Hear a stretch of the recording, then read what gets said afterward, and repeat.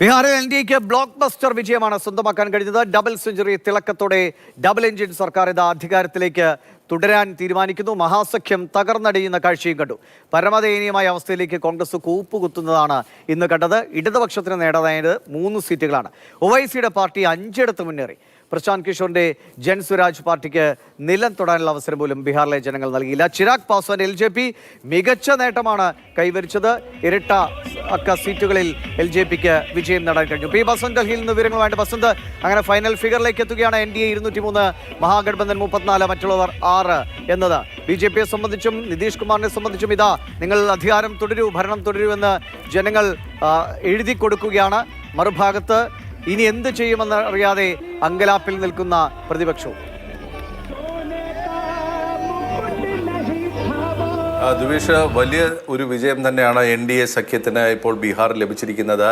എല്ലാ exit poll ഫലങ്ങളെയും മറികടന്നുകൊണ്ട് 200 സീറ്റിനപ്പുറത്തേക്ക് പോയുള്ളൊരു വിജയം ഒരു പക്ഷേ സ്വപ്ന വിജയം തന്നെയാണ് എന്നുള്ള കാര്യത്തിൽ യാതൊരു സംശയവുമില്ല. ജനതാദൾ യുണൈറ്റഡും അതുപോലെ BJPയും നല്ല പ്രകടനമാണ് കാഴ്ചവെച്ചിരിക്കുന്നത്. ഏറ്റവും വലിയ കക്ഷിയായി BJP മാറുന്നു എന്നുള്ളതാണ് ബീഹാർ രാഷ്ട്രീയത്തിലെ ഏറ്റവും പുതിയ സംഭവവികാസം. 90 സീറ്റുകളിലേക്ക് BJP വരുന്നു, 83 സീറ്റുകളിലേക്ക് JDU എത്തുന്ന ഒരു സാഹചര്യം. അതേസമയം കഴിഞ്ഞ തവണ ഏറ്റവും വലിയ കക്ഷിയായ RJD 26 സീറ്റുകളിലേക്ക് കൂപ്പുകുത്തുന്ന ഒരു കാഴ്ചയാണ് കാണാനുള്ളത്. ബീഹാറിന് 18 മുഖ്യമന്ത്രിമാരെ സംഭാവന ചെയ്ത കോൺഗ്രസ് എന്ന വടവൃക്ഷം 6 സീറ്റിലേക്ക് ചുരുങ്ങുന്ന ഒരു കാഴ്ചയും നമുക്കിപ്പോൾ ബീഹാറിൽ കാണാൻ കഴിയുന്നു എന്നുള്ളതാണ്. LJP, അതായത് ചിരാഗ് പാസ്വാന്റെ LJPക്ക് 19 സീറ്റുകളുണ്ട്.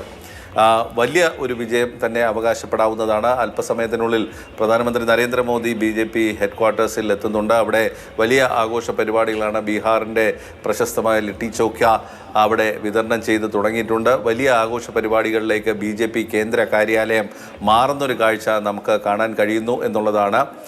ഇനി വരും ദിവസങ്ങളിൽ ഏറ്റവും വലിയ ചർച്ചയാകാൻ പോകുന്ന 2 കാര്യങ്ങളാണ്. ഒന്ന്, കോൺഗ്രസിൻ്റെ ഈ പരാജയം, അതിൻ്റെ ഉത്തരവാദിത്വം ആർക്ക് എന്നുള്ളതാണ്. ഉയർത്തിയ വിഷയങ്ങളിൽ വന്ന പ്രശ്നങ്ങളാണോ ഇതിന് കാരണം, അതോ മറ്റെന്തെങ്കിലും ഘടകമുണ്ടോ, സംഘടനാപരമായ വീഴ്ചയുണ്ടോ എന്നുള്ളതാണ്. ആദ്യത്തെ വെടി പൊട്ടിച്ചിട്ടുണ്ട് ശശി തരൂരും ദിഗ്വിജയ് സിംഗും. ഇതിൻ്റെ കുറിച്ചുള്ള ഒരു ആത്മപരിശോധന നടത്തണം, തോൽവിയെക്കുറിച്ചൊരു ആത്മപരിശോധന നടത്തണമെന്ന ശശി തരൂർ ആവശ്യപ്പെട്ടിട്ടുണ്ട്. ദിഗ്വിജയ് സിംഗ് കുറച്ചുകൂടി മുന്നോട്ട് പോയി പൊതുപ്രസംഗം അല്ലെങ്കിൽ പൊതുയോഗങ്ങളും റാലികളുമല്ല സംഘടനാ പ്രവർത്തനം എന്നുള്ളൊരു മുന്നറിയിപ്പ് നൽകുന്നുണ്ട്. താഴെത്തട്ടിൽ, അതായത് ബൂത്ത് തലത്തിൽ ജനങ്ങളുമായി നിങ്ങൾ എത്ര ശക്തമായി ഇടപെടുന്നു, എത്രത്തോളം ഇടപഴകുന്നു എന്നുള്ളതാണ് നിങ്ങൾ അവിടെ കാണേണ്ടത് എന്നാണ് ദിഗ്വിജയ് സിംഗ് വ്യക്തമാക്കിയിരിക്കുന്നത്.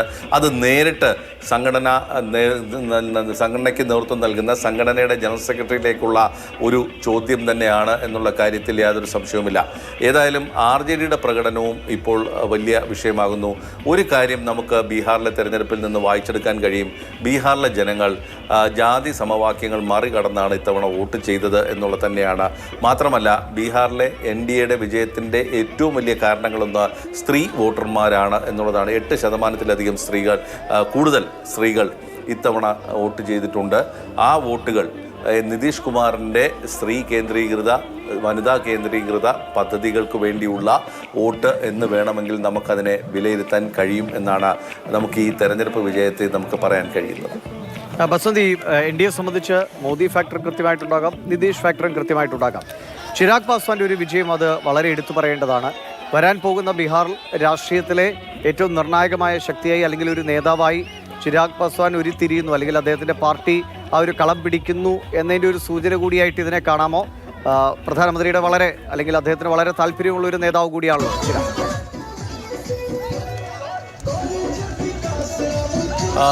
രാംവിലാസ് പാസ്വാന്റെ ഒരു പാരമ്പര്യം തന്നെയാണ് ചിരാഗ് പാസ്വാനും അവകാശപ്പെടുന്നത്. അതായത് ദളിത് വോട്ടുകളിൽ ഉള്ള സ്വാധീനം തന്നെയാണ്. അത് കഴിഞ്ഞ തവണ JDUവിനെതിരെ ചിരാഗ് പാസ്വാൻ ഒറ്റയ്ക്ക് മത്സരിക്കുന്ന ഒരു കാഴ്ചയാണ് ഉണ്ടായത്. അതായത് JDU സീറ്റുകളിൽ ചിരാഗ് പാസ്വാൻ സ്ഥാനാർത്ഥികളെ നിർത്തുന്നു, JDUവിൻ്റെ സീറ്റുകൾ കുറയുന്ന ഒരു സാഹചര്യം വരുന്നു. അപ്പോൾ ഇത് കഴിഞ്ഞ തവണ ബീഹാറിൽ NDAയുടെ പ്രകടനത്തെ തന്നെ പിന്നോട്ട് വലിക്കുന്ന ഒരു സാഹചര്യം ഉണ്ടായിരുന്നു. ഇപ്പോൾ നേരെ മറിച്ചാണ്. ദളിത് വോട്ടുകൾ കൂടി ഈ പറയുന്ന NDA വോട്ടുകൾക്ക് ആഡ് ചെയ്ത് വരുമ്പോൾ അല്ലെങ്കിൽ അധികമായി വരുമ്പോൾ അത് വലിയൊരു വിജയത്തിന് കാരണമായി എന്ന് തന്നെ പറയാം. ദളിത് വോട്ടുകൾ എൻ ബ്ലോക്ക് തന്നെ അല്ലെങ്കിൽ കൂടുതലും 90%-ലധികവും NDAക്ക് അനുകൂലമായി പോൾ ചെയ്തിട്ടുണ്ട് എന്നുള്ളത് തന്നെയാണ് വിശ്വാസം. അതേസമയം ചിരാഗ് പാസ്വാൻ സംസ്ഥാന രാഷ്ട്രീയത്തിലേക്ക് വരുന്നതിനെക്കുറിച്ചുള്ള അല്ലെങ്കിൽ സംസ്ഥാന രാഷ്ട്രീയത്തിൽ കൂടുതൽ സജീവമാകുന്നതിനെക്കുറിച്ചുള്ള ചില സൂചനകളൊക്കെ നൽകുന്നുണ്ട്. കഴിഞ്ഞ ഏതാനും 2-3 അഭിമുഖങ്ങളിലൊക്കെ അദ്ദേഹം പറയുന്നത് ആ തരത്തിലാണ്. സംസ്ഥാന രാഷ്ട്രീയത്തിൽ കൂടുതൽ ശ്രദ്ധ കേന്ദ്രീകരിക്കാൻ ആഗ്രഹിക്കുന്നു എന്നുള്ള തരത്തിലുള്ളത്. രാംവിലാസ് പാസ്വാൻ ഒരിക്കലും ബീഹാർ രാഷ്ട്രീയത്തിൽ മാത്രമായി ഒതുങ്ങിയിട്ടില്ല. ദേശീയ രാഷ്ട്രീയത്തിൻ്റെ ഭാഗമായി നിന്നുകൊണ്ട് തന്നെയാണ് അദ്ദേഹത്തിൻ്റെ പ്രവർത്തനങ്ങളൊക്കെ തന്നെ ഉണ്ടായിരുന്നത്. ചിരാഗ് ആകട്ടെ നേരെ മറിച്ചും ബീഹാർ രാഷ്ട്രീയത്തിൽ കുറച്ചുകൂടി ശ്രദ്ധ കേന്ദ്രീകരിക്കണം എന്നുള്ളൊരു താല്പര്യമുള്ള വ്യക്തിയാണ്. പക്ഷേ ഈ വോട്ടുകൾ വരും ദിവസങ്ങളിൽ ബീഹാറിലെ രാഷ്ട്രീയ സാഹചര്യങ്ങളിൽ വലിയ മാറ്റം വരുത്തും എന്നുള്ളത് തന്നെയാണ്. പക്ഷേ ഇപ്പോഴത്തെ സാഹചര്യത്തിൽ പറയാവുന്നത്, നമ്മൾ ജാതി സമവാക്യത്തെക്കുറിച്ച് എപ്പോഴും ബീഹാർ രാഷ്ട്രീയത്തെക്കുറിച്ച് പറയുമ്പോൾ പറയാറുണ്ട്. അല്ലെങ്കിൽ ബീഹാറിൻ്റെ രാഷ്ട്രീയം തീരുമാനിക്കുന്നത് ജാതികളാണെന്ന് പറയുന്നുണ്ട്. ജാതി വോട്ടുകളാണ്, ജാതി സംഘടനകളാണ്, ജാതിയുടെ സമ്മർദ്ദങ്ങളാണെന്നൊക്കെ പറയാറുണ്ട്. പക്ഷേ ഈ തെരഞ്ഞെടുപ്പിൽ ഒരുപക്ഷെ ഈ പറയുന്ന ജാതിയും മതവും നോക്കാതെ സ്ത്രീകൾ എന്ന് പറയുന്ന ഒരു വലിയ വിഭാഗം, ഒരു പുതിയ വിഭാഗം അവിടെ ഉയർന്നു വന്നിട്ടുണ്ട്. അവർ ആണ് നിതീഷ് കുമാറിന് പിന്നിൽ അണിനിരന്നതും ജയിപ്പിച്ചതും എന്ന് വേണമെങ്കിൽ പറയാം.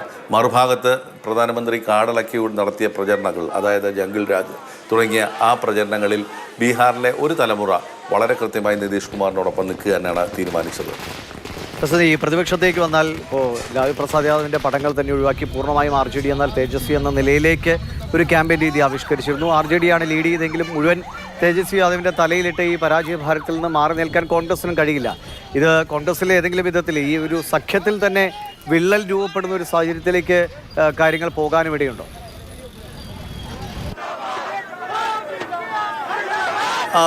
RJD ഇനി എത്രത്തോളം കോൺഗ്രസിനെ വിശ്വസിക്കും എന്നുള്ളതാണ്. RJD മാത്രമല്ല, ഇന്ത്യ സഖ്യത്തിലുള്ള പ്രധാന പാർട്ടികളെല്ലാം തന്നെ ഇനി കോൺഗ്രസിനെ എത്രത്തോളം വിശ്വാസത്തിലെടുക്കും എന്നുള്ളൊരു വലിയ പ്രശ്നമുണ്ട്. ഒരു BJP വിരുദ്ധ മുന്നണി എന്നുള്ള നിലയ്ക്ക് അതിന് നേതൃത്വം നൽകേണ്ടത് ആര് എന്നുള്ളൊരു വലിയ ചോദ്യത്തിലേക്ക് വന്നു കഴിഞ്ഞാൽ കോൺഗ്രസ് അത് പരിശോധിക്കേണ്ട ഒരു സാഹചര്യമുണ്ട്. അതായത് ഏത് തരത്തിലാണ് ഇനി ഇത് മുന്നോട്ട് കൊണ്ടുപോകേണ്ടത്. നിങ്ങൾ NGO രീതിയിലുള്ള NGO സ്റ്റൈലിലുള്ള വിഷയങ്ങൾ എടുത്തുകൊണ്ട് അല്ലെങ്കിൽ സന്നദ്ധ സംഘടനകൾ ഏറ്റെടുക്കുന്ന ചില വിഷയങ്ങൾ മാത്രമാണ് രാഷ്ട്രീയ വിഷയങ്ങളെന്ന് കരുതാൻ തുടങ്ങിക്കഴിഞ്ഞാൽ രാഷ്ട്രീയ പ്രവർത്തനം ഇല്ലാതായി പോകും. ഒരു NGO സ്റ്റൈൽ പാർട്ടിയായിട്ട് കോൺഗ്രസ് മാറുന്ന ഒരു കാഴ്ചയാണ് കഴിഞ്ഞ ഏതാനും വർഷങ്ങളായി കാണാൻ കഴിയുന്നത്. പല വിഷയങ്ങളും ഒരുപക്ഷെ സാധാരണ ജനങ്ങളുടെ നിത്യജീവിതത്തെ ബാധിക്കാത്ത വിഷയങ്ങൾ അത് ഉന്നയിക്കുക, അതിൻ്റെ പേരിൽ കാടിളക്കിയുള്ള പ്രചരണം നടത്തുക, ഇതൊക്കെ എത്രത്തോളം ഒരു കോൺഗ്രസ് പോലെ ഒരു രാഷ്ട്രീയത്തെ ബാധിക്കും എന്നുള്ളതാണ്. കോൺഗ്രസിൻ്റെ ഒരു വിഭാഗം ഈ കോൺഗ്രസ് അനുകൂലികൾ പറയുന്ന ഒരു കാര്യമുണ്ട്. ഈ NGO സ്റ്റൈൽ രാഷ്ട്രീയം 1, 2 ഒരു ഇടതുവൽക്കരണം കോൺഗ്രസിൻ്റെ, അല്ലെങ്കിൽ ഇടത് വിഷയം അല്ലെങ്കിൽ പാർട്ടികളുടെ മാത്രം വിഷയമായി ഒതുങ്ങുന്ന ചില പ്രശ്നങ്ങളൊക്കെ കോൺഗ്രസ് സജീവമായി എടുക്കുന്നു എന്നുള്ളതാണ്. അല്ലെങ്കിൽ ആ ഒരു റൈറ്റ് സെൻറ്റർ ലെഫ്റ്റ് എന്നുള്ളൊരു നിലയിൽ നിന്ന് മാറി പൂർണ്ണമായും ഒരു ഇടതുവശത്തെ ചേർന്ന് നിന്നുകൊണ്ടുള്ള ഒരു രാഷ്ട്രീയം കോൺഗ്രസ് സ്വീകരിക്കുന്നു എന്നുള്ളതാണ്. കോൺഗ്രസ് എന്നും ഒരു മധ്യ തലത്തിൽ പോയിക്കൊണ്ടിരുന്ന ഒരു സെൻറ്റർ ലെഫ്റ്റ് മാത്രമായിട്ടുള്ളൊരു പാർട്ടിയാണ്. എല്ലാവരുടെയും ഒരു പ്രാതിനിധ്യം ഉൾക്കൊണ്ടിരുന്ന എല്ലാ വിഷയങ്ങളും എടുക്കാൻ കഴിയുന്ന തരത്തിലുള്ള ഒരു പാർട്ടി എന്നുള്ളതിന് മാറി ഒരുതരം ഇടത് സംഘടനകൾ അല്ലെങ്കിൽ അത്തരത്തിലുള്ള വിഷയങ്ങൾ മാത്രം എടുത്തുകൊണ്ട് മുന്നോട്ട് പോകുന്നു എന്നുള്ളതാണ്. എത്ര കാലം അത്തരത്തിലൊരു ലെഫ്റ്റിസ്റ്റ് ഐഡിയോളജിയുമായി മുന്നോട്ട് പോകാൻ കോൺഗ്രസ് എന്ന് പറയുന്ന ഒരു സെൻട്രിസ്റ്റ് പാർട്ടിക്ക് കഴിയും എന്നുള്ളൊരു വലിയ ചർച്ചയും ഇപ്പോൾ തുടക്കം വരുന്നുണ്ട്. SIR പോലുള്ള വിഷയങ്ങളാണ് ബീഹാറിൽ സജീവമാക്കാൻ കോൺഗ്രസ് നോക്കിയത്. അവിടെ 20 കൊല്ലത്തെ നിതീഷ് കുമാറിൻ്റെ ഭരണത്തിലെ പ്രശ്നങ്ങളൊന്നും തന്നെ ഉന്നയിക്കാൻ തയ്യാറാകുന്നില്ല. തൊഴിലില്ലായ്മ പോലുള്ള വിഷയങ്ങൾ കോൺഗ്രസ് സജീവമാക്കുന്നില്ല എന്നുള്ള ഒരു പരാതി ആദ്യ ഘട്ടത്തിൽ വന്നിരുന്നു.